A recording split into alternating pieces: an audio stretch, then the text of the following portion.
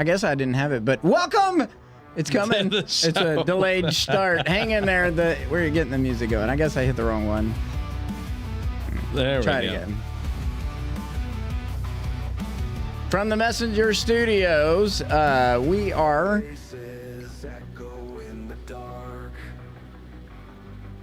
Mark and Steve ignite the spark.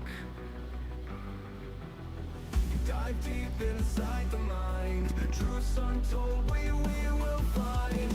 Kentucky talks loud and clear. There we go. Mark, we're live. We are live. Took a minute. Finally. Yeah, guys, whenever we do some changes like this is always going to be we're on a First new time. platform. We're on the Messenger Studios platform, but we are on Kentucky Talks today. New And podcast. This is the new podcast. Mark and Steve coming to you live from the Messenger Studios. Yep. And we are going to kick this off. We were looking to change this up a little bit and not talk so much politics today, but It kind of makes it hard when you get a local official. yeah, somebody that's gonna change the face of Kentucky. Yeah, if y'all haven't heard, Mitch McConnell officially decided or officially announced that he's not going to run for re-election in 2026. I'm officially announcing today my bid for senatorial candidate. I'm there. Let's do it. Yeah, Let's I'm get going to run for know, Senate. It's going to be a wide open. There'll be a lot of It's going to people. be there's going to be a lot of people. It's going to be kind of the Wild West a little bit. I mean, I still got to fill out some paperwork, but you know. Well, yeah. Hey, we'll get you there. Hey. I think it's a good thing.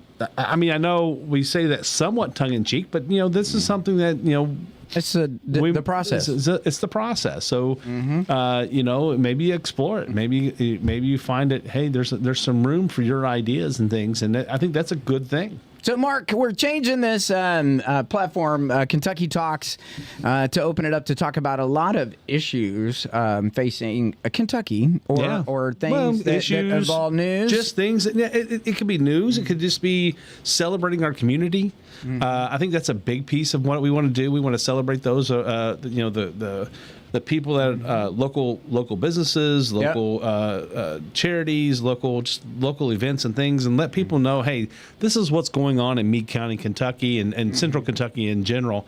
That is why it's called Kentucky Talks, is because we want to talk about things. Meade County is our home. We talk about Meade County a lot. But we will, we want to talk about, all things Kentucky. So, we hope to bring some other aspects to this show, maybe some other guests and things that will just to talk about, hey, what is life like in Kentucky? What do people care about in Kentucky? And kind of go down that trail. Well, speaking of that subject, moving forward in that election, if we, going for senator, you think that a lot of people, there's already an announcement for somebody entering into the race. I think Daniel Cameron, who, as you recall, ran for governor. He's already put his name in. It was probably just a few minutes after Mitch McConnell announced his decision from the Senate floor. Now, he did this from the Senate floor yesterday. Yes, yesterday. Just after they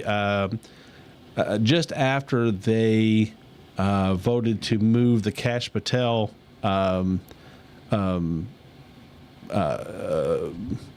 nomination forward into the Senate to go to the full Senate vote.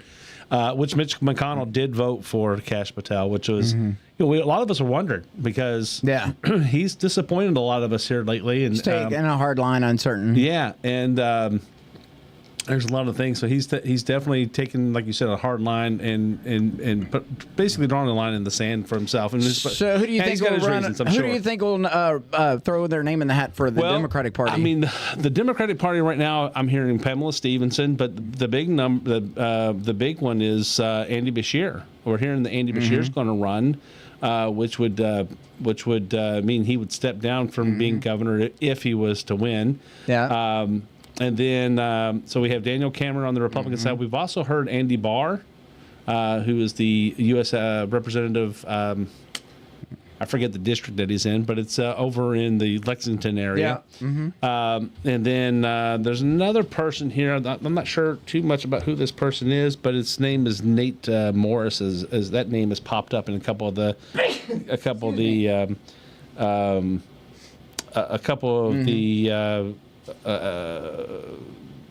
articles and things that I've been reading today. So now I think there's a good chance that we'll probably see Kelly Craft come back in. Okay. She also ran for governor. And then I think Ryan Quarles may run for Senate. Sure. So that, and I think there's going to, but when it's all finished, I think we're going to see probably,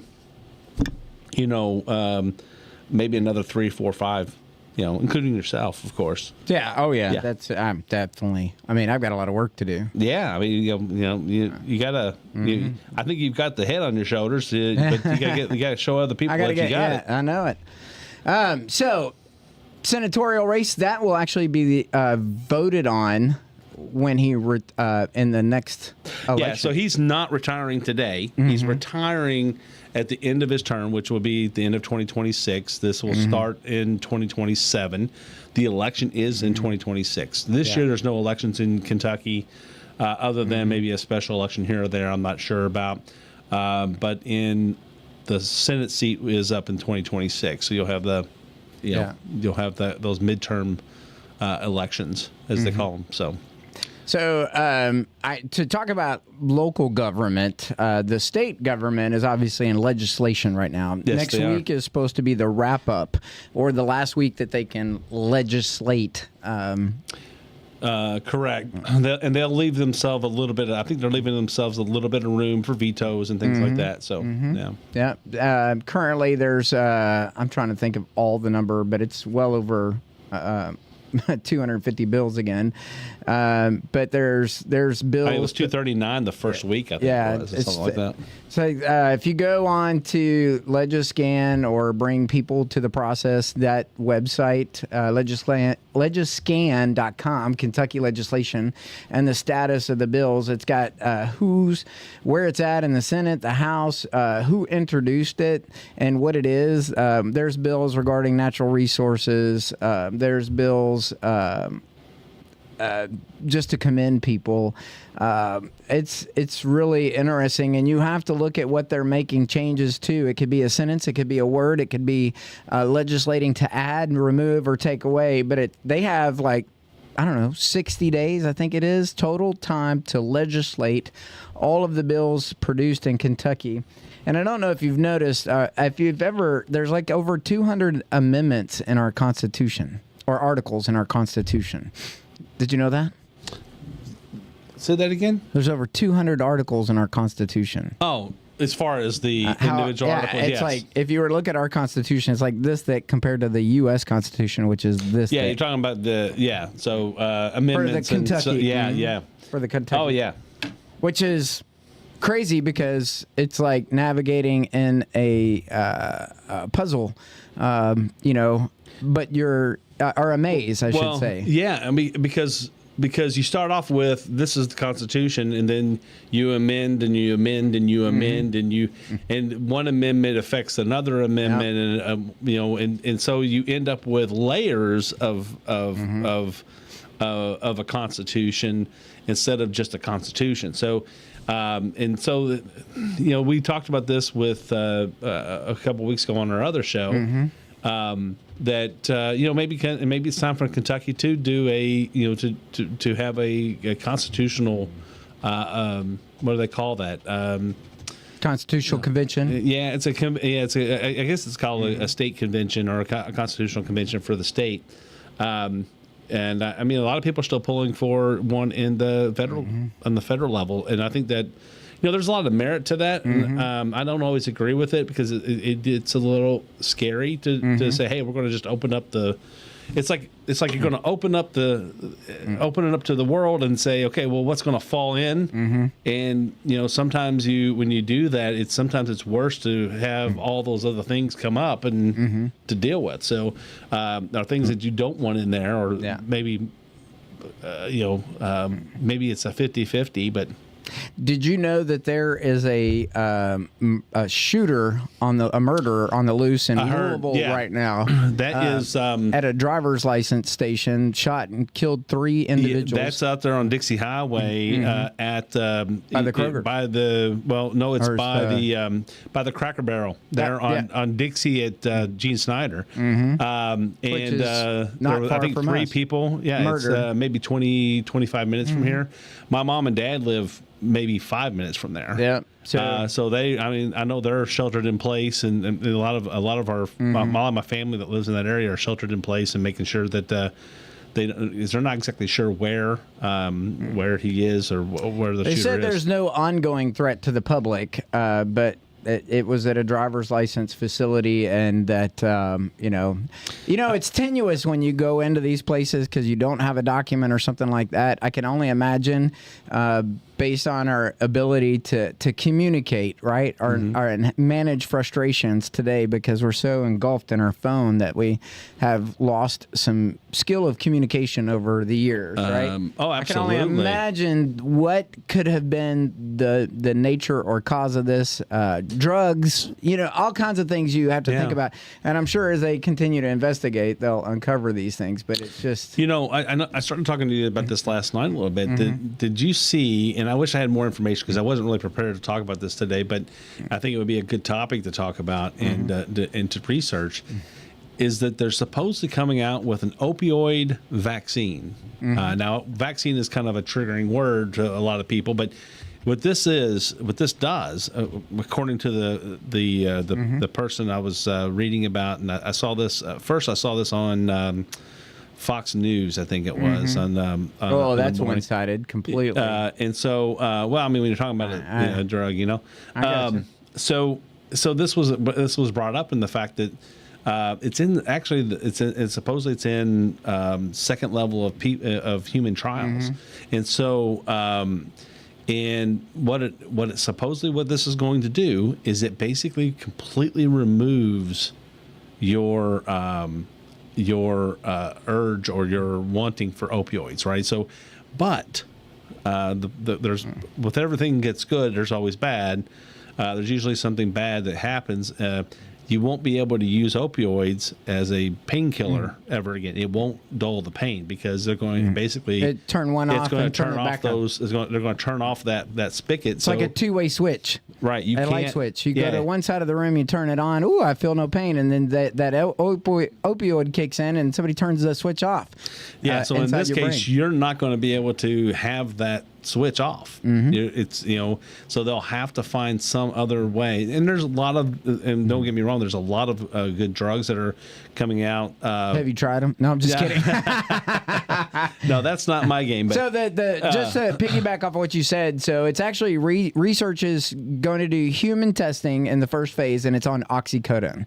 And so as they test, they've been trying to do this for a while for several types of drugs. I think it'd be great for meth and some of the other ones that really cause our addiction, heroin, opioids, and stuff like that. But I need to turn off something for food, but they have that. It's a different one, but it just melts belly fat or whatever they call it. I don't know. So I've never seen any of that work. So I've seen it actually work. It's prescribed. They have some of it on television. I've seen actually. There's a few people locally that I've run into or encountered that have lost a tremendous amount of weight. I've lost about 50 pounds. However, it's what I've been taking is expensive, and it's like it's one of those things you have to balance that with budgets and things like that. Absolutely. So. I don't know how long it will take, but I do know that in fiscal court they were discussing means and methods for dealing with that in our local jail as well. Addiction. Addiction. Yeah. Which is the biggest reason for recidivism in Meade County is has to do with drug addiction, drug abuse, drug addiction. Yeah. We've come a long way with programs here locally. there, you have the Adult and Teen Challenge out there on 1638 or Old Mill Road. Sierra's house here in Brandenburg, and these are now these two facilities are really catering towards women, which was a big need. I mean, there's a need for men as well, but there was a big need for women because it affects when it affects children in a lot different way when their mom is going through this, right? Yeah. And not that it doesn't affect them when their dad is going through it, but when their main caregiver is not there to, help them, and then it becomes a and in our community, the mom is still the main caregiver in most cases. Here's an interesting news fact that actually applies to a lot of our local news. We have a lot of farming and cattle in Meade County, but cattle in general across the state of Kentucky, there's actually a decline in the U.S. cattle inventory, and it continues in a recent USDA report covered by our good friends over at the Kentucky Farm Bureau, but they say it's not going to happen soon, but we will rebound from it over time. It's almost like the chicken problem with the eggs. Have you noticed that the certain restaurants locally are charging a surcharge for eggs because of the increase? Yeah, I mean, when you go to the store and now I know I go from cow to chicken, but I think everybody is probably aware of what happened. But there was a huge outbreak of bird flu starting. I think it started over in California, kind of moved east. Yeah, and they're saying there's some people who are saying that has a lot to do with the fact that a lot of these more of like they have like free range chickens or unpinned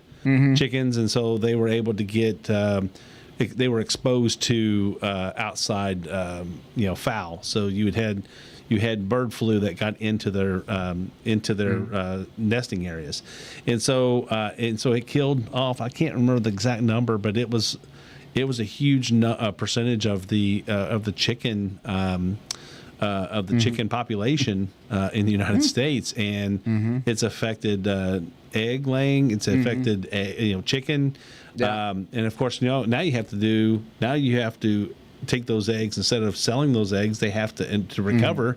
They have to actually hatch them, which takes time, takes money. Takes and it which takes means more less eggs. It's even less eggs. And here we got Easter coming up in about 7-8 weeks. So I'm glad you brought that up about Easter. The band boosters are actually doing a awesome fundraiser. If you go to the Meade County Band Boosters, you can actually make a donation, and they will come by and put out Easter eggs based on the count that you want. Oh, nice! And they'll put them in your yard for you, so that you don't have to, and you're making a contribution to the band boosters by doing that. Yeah, I think it's a lot better than the old days when they did the.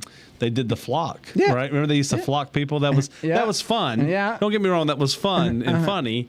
But this has got a little bit more twist to it. It's nice. And help for those busy parents that just don't have the time, and then you wake up and your yard's full of Easter eggs, and you kind of pick the day that you want it done. Obviously, they can't do it all for the Sunday Easter. Also means the Easter Bunny came. That's right. You know what I'm saying? Yeah, I know what you're saying. Hey, Mom and Dad was here with me the whole time. I know, right? Shh, I can't play this back for my kids now. No. Thanks, Mark. Interesting. If you are in education, I don't know if you know this or not, but WK in Elizabethtown and the Robbins University Center at Elizabethtown Community and Technical College, they've actually signed an amendment to their existing agreement, and they're expanding the number of WKU degrees available in the Hardin County region. Now, the only reason why I bring that up is because a lot of our students will go to ECTC or in that campus over at ECTC. It's like half the cost. It is half the cost. It is if you're trying to get your kids through college. I don't know why you would want to start out anywhere else other than a 2-year and transfer, given the high rate of dropouts. Yeah, I mean, there's lots of. I've seen so many kids go through that, and it was. I mean, really, I ended up doing that myself. Yeah. I didn't go through ECTC, or back then it was. I started at a 2-year college to save money. It was a community college system back then.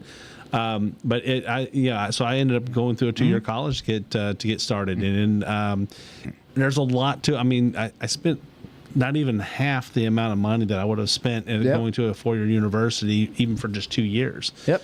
For those 2 years, so it's a great way It's a great way to get into school. And a lot of times those colleges allow you to get right into whatever field you're looking for, so you get more of the excitement of what you're doing instead of the some people can get into the drag of a little bit. They get drugged down a little bit because I'm not in my field. I'm taking all these classes, and those things are not. Yeah. We can argue whether they're necessary or not on some of those. I have found that a lot of those that I've taken are. Have come up and are useful in business and in my job. Yeah. So I'm not shying away from that, but it does, when you're in the middle of it, you kind of get drugged down from that. It not depresses you, but you know what I mean. It makes it a little bit tougher to go to school each day. Yeah. So let me. It's going to occur in the fall of 2025, but it's they're expanding to a Bachelor of Science in Workforce Administration.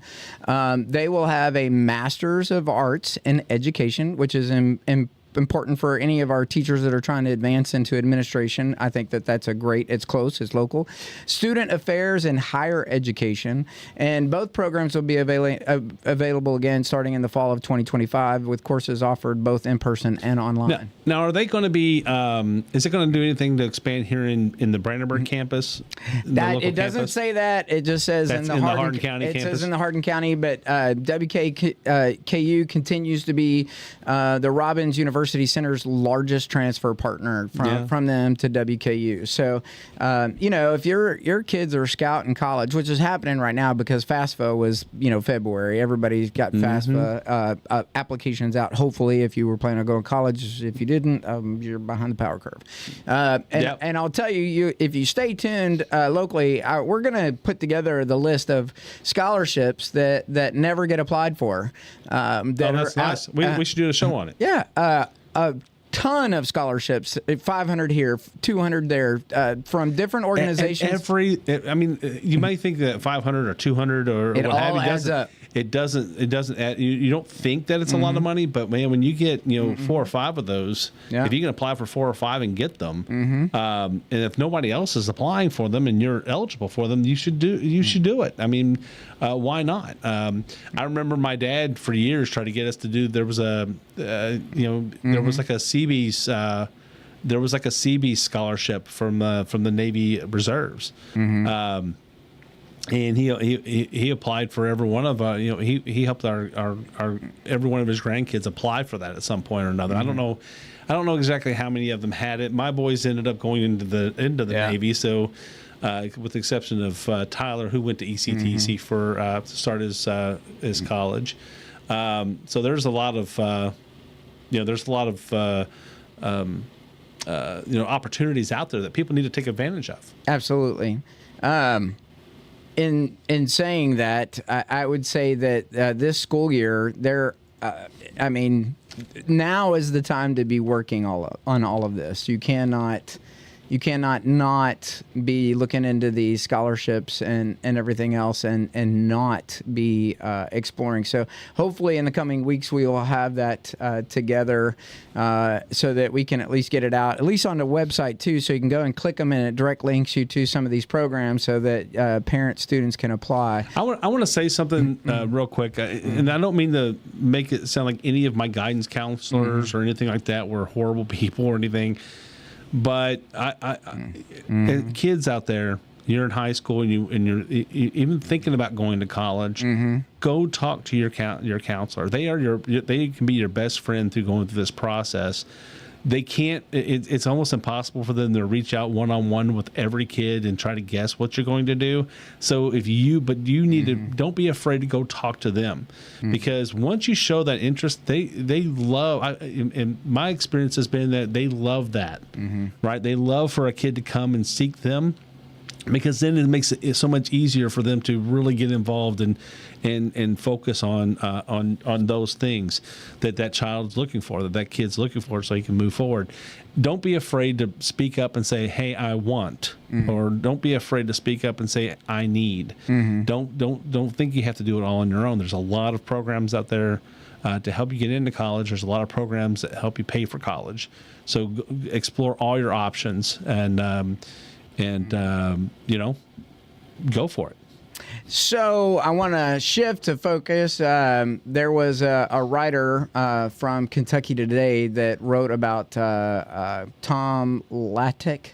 I'm probably going to screw up his name, but Frankfurt legislation designed to increase. It was introduced to protect for the protection of religious liberty in Kentucky, and it was approved by the Senate Judiciary Committee on Thursday. It's Senate Bill 60, and it's sponsored by Steve Rawlings, representative, Republican from Burlington, Kentucky. And it would ban all government agencies from taking any action that curtails or denies the right to act or the right to refuse to act in a manner motivated by a sincerely held religious belief.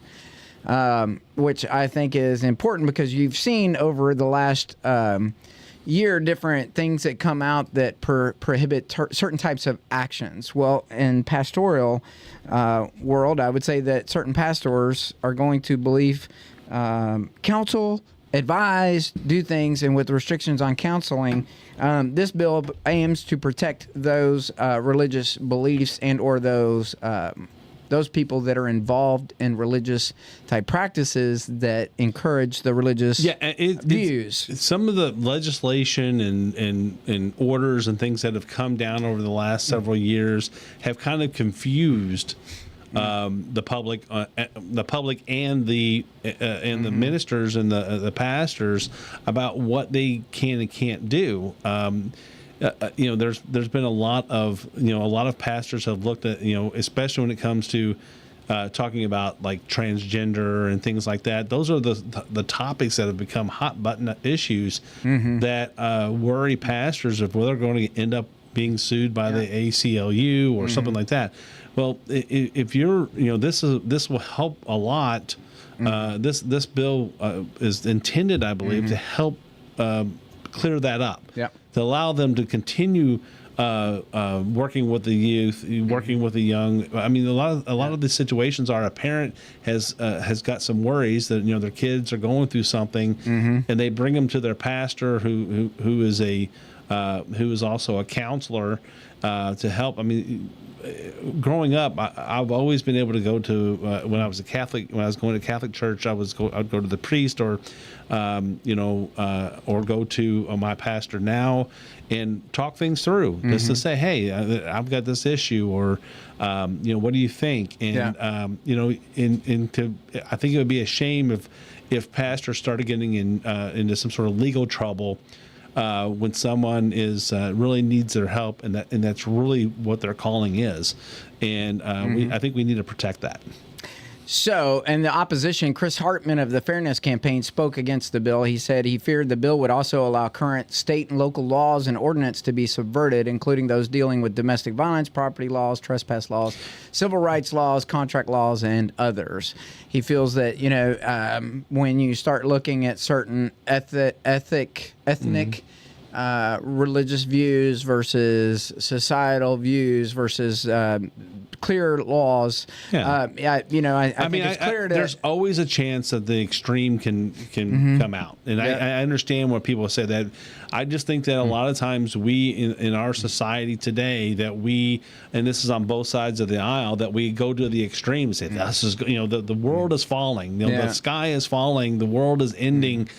We're not going to cut anybody's hand off for stealing something. Yeah, and so I think that because that's your religious belief, right? Exactly. So this is when somebody is arguing something, they tend to go to the extreme to say how how people are going to mistreat this and mistreat that, and in reality, we need to be looking at it from a point of view that, hey, there's going to be more good than bad. Yep. This is protecting people's religious rights and views. We've always held that child sacrifice is wrong, right? Yeah. And so this is not going to allow some family to say, I decided I needed to sacrifice my child or my dog or whatever. Those are things that are still going to be protected because those are individual rights and things that are going to be, life, liberty, and the pursuit of happiness, right? Did you, on a national scale, just a big shift, global scale actually, did you know that one of the bodies returned by Hamas in the recent did not match the children were identified as that they were. I also heard that they were. It looks like they were not killed in some sort of explosion or whatever, but they were actually killed by their captors. Mm-hmm. It looked like a murder. Yeah. Yeah. So I was like, what's going to happen now? You know what I mean? You got Doge going on. You got global politics going on. You can look at it and say, okay, I hate to say it, so I don't mean this lightly at all. But did they just make a mistake? They thought they had the right person. They didn't. I mean, it's not like they're doing the terrorists are doing DNA testing. You know what I mean? Did they? Yeah, but they should have accountability of the hostages that they took. That Israel has provided a. Again, we're talking about you take hostages. Are you really worried about what exactly the identity of the hostage you took? And they didn't go out and specifically target individual people. I got you. They took widespread people. Now you're killing me. So yeah, I got it. They took people, but the body looks like they murdered the person. So what do you got a freezer full of people you're hanging on to? Whether you murdered your own people or you have the Israelis, I wouldn't make that confusion. But I would definitely say that there is a question of. I don't know to what extent the body was, what shape the bodies were in. Supposedly they died 3 to 4 months ago or something like that. I don't condone the idea of eradicating a group of people.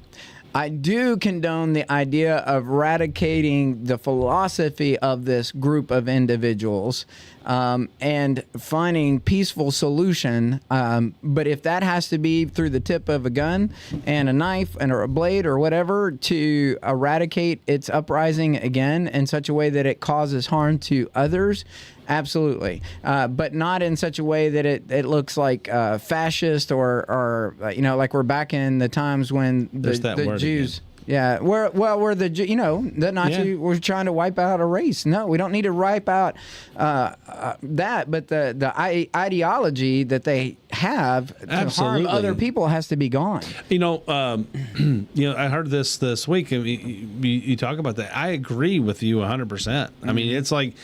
We try to do it through education, but some people won't let you educate that along those lines. They want you to. They say they have a freedom to be that who they are, and it's a hard line to walk when you're saying, hey, I want to give you freedom of speech, and that means that that speech is protected. But when that speech becomes action, we have to stand up against that action, and that's exactly what we're talking about. Their free speech became bad action. They were free to talk about it. They were, and it's such a fine line to walk. It's hard to sometimes it's hard to swallow that free speech. So did you see the score?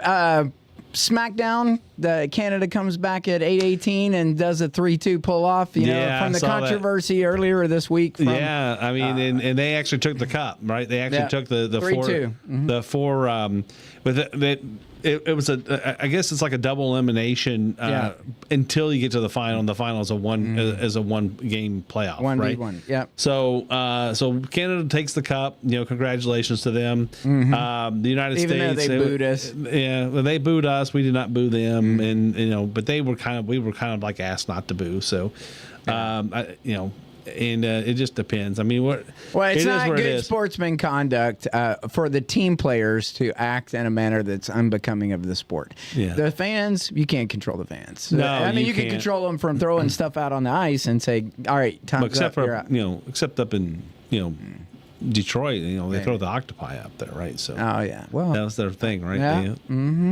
I guess they still do that. Well, I know we're running a little bit on time today, but I just wanted to make sure that for this news show, hopefully you guys want to tune in more often to catch up with what's Kentucky, what's on the talk of the Kentuckians. Yeah, I mean, you see, we went through several topics today, not just one or two, and the idea is to talk about what's on the what are people in Kentucky talking about today, and we're going to continue that down that trail. So again, it's not going to be just political; it's going to be about a lot of things. And today we talked about education, we talked about politics, we talked about how to get the importance of getting a good education and standing up for yourself and make sure you can get those things done. And tune in for future updates on potential opportunities with scholarships between colleges and private organizations. I mean, we should devote a good half hour segment to that. I mean, alone. I mean, it's I think it would be a great thing for us to help great our service students. for us to help the students in our community. Absolutely. And also showcase those nonprofits that are doing things to support the students in our community. So with all of that said, I'm kind of, if you listen to this song, I'll let it play through, but Mark wrote this. I mean, I'm going to throw it out there. Mark, you did a great job with the little theme anthem for Kentucky Talks Radio. No, I'm just kidding. It's not radio. It's not radio. Podcast. It's a podcast. It's a podcast. It's a podcast. Close this out, Mark.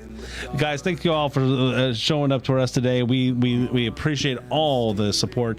Again, this is a new show. We're gonna need your help in filling it, making sure we're doing the things that you want to hear. Let us know. Give us a. You can reach us on Facebook at Kentucky Talks. You can also give us reach us on. It's for 270-422-2155 is the office number. You can message us at the Messenger KY website.com. Yep. And if you have an account with the website, you don't have to buy a subscription, but you do have to set up an account. You can get our newsletters and email updates for all the podcasts that we do from the Messenger Studios. And lastly, we have 4 sponsorship spots for this show. So if you're a business and you're looking for an inexpensive way to get your name out there, this will be one of those spots. 4 spots. We give you 2. We cover all 4 sponsors twice in an episode, and you can call Jaden or talk to Sean at the office. Well, Steve, thanks for getting us hosted in here and putting this together, and thanks so much for all you do for us in the community. And we ask that you guys out there come and see us again. Into the heart of the storm, soul to soul we transform. Mark and Steve got the key, unlocking every mystery.